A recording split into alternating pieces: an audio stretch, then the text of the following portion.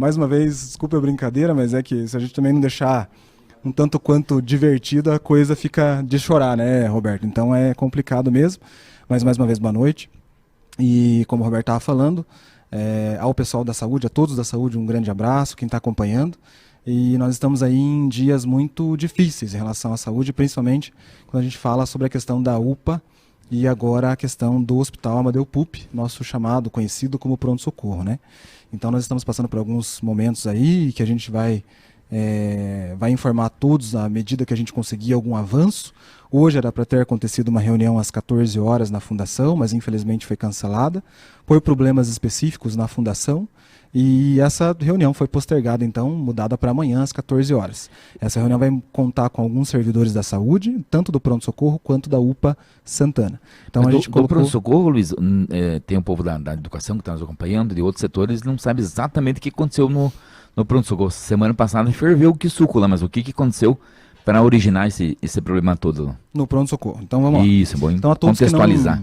A todos que não conhecem aí a história do Hospital Amadeu Pupi, né, o chamado pronto-socorro, ele é uma instituição que já há algum tempo, desde um tempo para cá, ele vem sendo pouco utilizado, né? Então algumas especialidades acabaram saindo lá de dentro. Então começou tudo já com a abertura da UPA Santana, né? Então grande parte dos atendimentos que ocorriam no pronto-socorro foram destinados a acontecerem na UPA Santana e com isso a demanda de atendimentos via pronto-socorro ela diminuiu.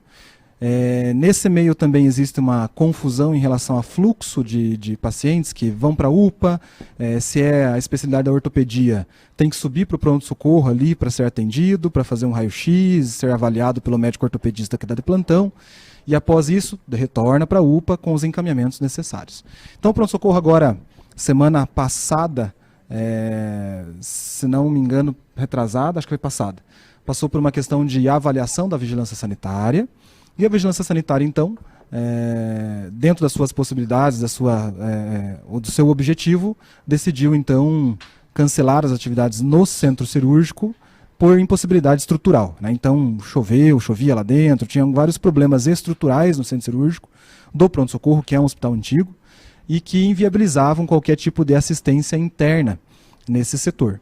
Então, pensando no bem-estar do paciente, pensando na questão específica de saúde, que é o que de fato mesmo a vigilância sanitária é feita para fiscalizar e é o objetivo da vigilância, eles resolveram então cancelar as atividades ali, interditar de fato mesmo o centro cirúrgico e a partir disso a fundação resolveu pegar um embalo nessa ideia principal aí do fechamento do centro cirúrgico pela vigilância para poder reestruturar, para poder reformar o centro cirúrgico. Mas ali, né, você falou do centro cirúrgico, tinha goteira, chovia dentro, mas não é só no centro cirúrgico, né? No pronto-socorro a gente já viu aí nos últimos meses, no ano passado, diversas matérias na imprensa, quando tinha uma chuva, principalmente uma chuva mais forte, que às vezes chovia mais dentro do pronto-socorro do que fora. E não é de hoje, ali né, no Roberto? casulo, no centro cirúrgico, o pessoal fazendo cirurgia com um balde do lado, enfim. Então, é necessário fazer uma reforma mais ampla na questão principalmente do telhado do pronto-socorro. Mas daí vem a pergunta, vai fazer uma reforma, mas daí vai fazer uma reforma com o povo ali dentro, tira o pessoal para fazer a reforma. Como é que fica essa situação? Esse que é o principal problema e é o que nós vamos questionar amanhã a coordenação, né, toda a equipe da Fundação Municipal de Saúde. Porque se não ficou claro para o servidor, a gente precisa sentar e esclarecer, né? Então, nós pedimos uma reunião com a Fundação, com a diretoria da Fundação. Esse pedido foi atendido, nós vamos nos reunir amanhã com essa comissão de servidores, para que a gente possa, de fato, ver o que vai acontecer com a equipe do pronto-socorro. Nós entendemos que, durante uma reforma, não há como deixar as equipes dentro da instituição para executar suas ações, mas a gente precisa saber quais são os destinos desses colaboradores. E se, após o período de reforma, esses colaboradores vão ter a chance de retornar para o seu ambiente de trabalho, que era de origem. Então, o que a gente precisa, de fato mesmo, é o esclarecimento dessas questões que estão confundindo todo o servidor. Então, nós temos que sentar, conversar, dialogar com a gestão, e é isso que a gente espera enquanto resultado. O servidor vai estar lá para estar acompanhando toda essa conversação, toda essa troca de informações, que é importante, e que de fato mesmo vai sair da fonte originária e que tem poder para de fato mesmo fazer algum tipo de ajuste nesse sentido. O que a gente precisa amanhã é de resposta, e a resposta que a gente quer é: o pronto-socorro vai ser fechado, para começar um período de reforma estrutural. Os servidores vão para onde? E esse para onde, depois de ser feito esse período de reforma, vai retornar de que forma? Então é isso que a gente vai tentar, junto com os servidores amanhã, garantir com o pessoal da Fundação Municipal de Saúde. Inclusive a gente vai estar protocolando um documento, né, para a administração, para que os servidores tenham essa garantia, né? Então, eu trabalho ali no centro cirúrgico, trabalho na UTI, trabalho na cozinha do pronto-socorro, enfim, qualquer setor no administrativo, vai fechar. Fica 4 meses fechado para a reforma. Terminou a reforma, tem que ter garantia de retornar para aquele local de trabalho, porque só foi, digamos assim, emprestado para um outro local, não transferido. Então, é essa garantia que os servidores têm que ter, e é isso que a gente vai buscar junto à administração municipal, porque os servidores não fiquem naquela incerteza. Vou para uma unidade de saúde, vou para o CME, enfim, SAMU, pronto for, que eu possa retornar assim que o pronto-socorro termine a sua reforma e tenha as condições de trabalho. Já com relação à UPA Santana, o problema é outro, né? O problema da UPA Santana ele é um pouquinho mais complicadinho de resolver, porque é uma questão de terceirização. Então, nós não enganamos ninguém, nós sempre fomos claros em relação à questão de terceirização. Nós nos colocamos contra, porque existem várias matérias aí, a gente acompanha pelo jornal, pelos jornais impressos, pelos jornais da mídia mesmo, da televisão, mostrando que tal lugar que é terceirizado, a equipe parou porque não ia ter atendimento, porque não tinha pagamento. Umas semanas atrás a gente teve também as informações do Hospital da Criança, que os servidores estavam fazendo toda uma manifestação dos terceirizados que não estavam recebendo há mais de 2, 3 meses sem salário. Então nós nos colocamos, e sempre nos colocamos, contra a questão da terceirização, porque nós entendemos que isso traz muito prejuízo, tanto para o trabalhador, quanto também para o usuário, né? Embora o nosso principal objetivo seja o servidor, mas nós entendemos que também o usuário lá na ponta também sente isso pela questão de qualificação profissional. Hoje nós no município, na UPA Santana, nós temos profissionais extremamente qualificados, que dão atendimento e dão suporte ao serviço de urgência e emergência, que são profissionais que estão lá dentro há anos já trabalhando nesse setor, entendem a rotina de trabalho, entendem como é que é a demanda de trabalho também e gostam do que fazem. Então, esse é um dos principais fatores que nos levam a entender que a terceirização ela traz prejuízos em relação ao servidor e traz prejuízo também a quem recebe esse atendimento de uma terceira que muitas vezes não coloca uma equipe qualificada, paga poucos salários, e isso traz um prejuízo muito grande, uma rotatividade muito grande de servidores, de trabalhadores dessas empresas terceirizadas, que não trazem uma qualificação efetiva para o nosso serviço. E quem sofre sempre é a população. Então nós sempre colocamos a nossa opinião. Hoje até perguntarem o sindicato de que lado está, o sindicato sempre está do lado do servidor.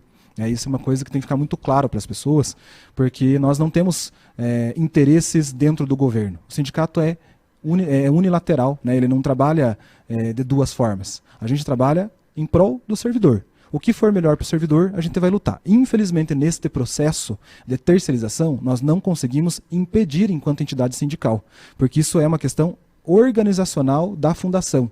Isso é uma questão relacionada à gestão.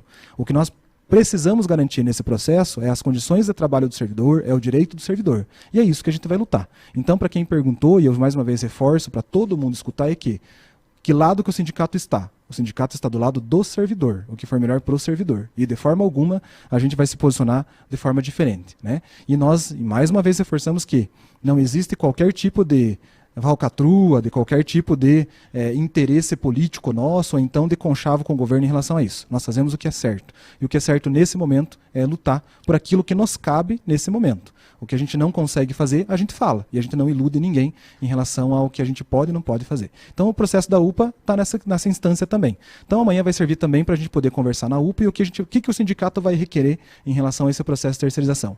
Que assim como foi feito com o SAMU, se faça na UPA, né, na UPA Santana. A gestão vai aceitar?